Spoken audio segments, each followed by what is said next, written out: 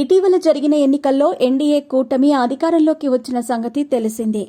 NDA అభ్యర్థిగా చంద్రబాబు సీఎంగా బాధ్యతలు చేపట్టారు. చంద్రబాబు సీఎం అయిన దగ్గర నుంచి రాష్ట్రాన్ని పరుగులు పెట్టిస్తున్నారు. ఇదే సమయంలో ఎన్నికల సమయంలో ఇచ్చిన హామీలను అమలు చేసే దిశగా చంద్రబాబు ప్రయత్నాలు మొదలుపెట్టారు. ఈ పథకాల అమల్లో సాధ్యాసాధ్యాలను అధికారులు సమీక్షిస్తున్నారు. తాజాగా మహిళలకు చంద్రబాబు మరో వరం ప్రకటించారు. వడ్డీ లేకుండా 10 లక్షల రుణాన్ని వారికి మంజూరు చేయబోతున్నారు. ఆర్థికంగా వారు ఎదిగేందుకు ఉపయోగపడుతుందని ప్రభుత్వం భావిస్తోంది. ఇక ఎన్నికల సమయంలో ప్రతి మహిళకు నెలకు 1,500 రూపాయలు హామీ ఇవ్వడం జరిగింది. ఈ పథకం అమలుపై కూడా విధి విధానాలు రెడీ చేస్తోంది ప్రభుత్వం. నెలకు 1,500 రూపాయల చొప్పున ప్రతి నెల అందిస్తారా, లేదంటే ఒకేసారి సంవత్సరానికి 18,000 ఇస్తారా, మొత్తం సొమ్ములను 3 వాయిదాల్లో చెల్లిస్తారా అనే విషయంలో స్పష్టత రావాల్సి ఉంది.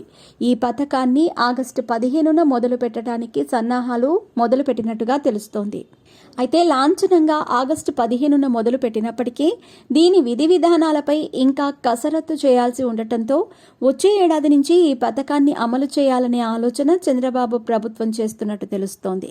అయితే దీన్ని నెల నెలా కాకుండా సంవత్సరానికి 3 వాయిదాల్లో చెల్లించడానికి ప్రభుత్వం మొగ్గు చూపుతున్నట్టు సమాచారం. గతంలో చంద్రబాబు ముఖ్యమంత్రిగా పనిచేసిన సమయంలో సంక్షేమానికి ఎక్కువ ప్రాధాన్యత ఇచ్చేవారు కాదు. కానీ 2019 నుంచి 24 మధ్యకాలంలో అధికారంలో ఉన్న వైసీపీ ప్రభుత్వం సంక్షేమ పథకాలను భారీగా అమలు చేయడంతో పాటు వాటికి ప్రాధాన్యతనిస్తూనే ఆర్థికంగా రాష్ట్రాన్ని గాడిలో పెట్టాలని చంద్రబాబు భావిస్తున్నారు.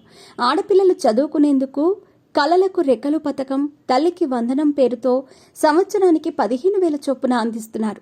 ఆర్థిక పరిస్థితులు అనుకూలించాలి, అందరూ కష్టపడి పనిచేసుకుని సంపాదించాలని చెప్పే చంద్రబాబు కూడా చివరకు సంక్షేమ పథకాల వైపు మొగ్గు చూపుతున్నారంటే అవి ప్రజల్లో తీసుకొచ్చిన మార్పును అర్థం చేసుకోవాలి. అయితే ఎన్నికల సమయంలో ఎంతమంది పిల్లలుంటే అంతమందికి ఇస్తామని చంద్రబాబు హామీ ఇచ్చారు. కానీ ఇప్పుడు ఒక్కరికే అనే ప్రచారం జరుగుతోంది. దీనిపై ప్రభుత్వం క్లారిటీ ఇవ్వాల్సి ఉంది.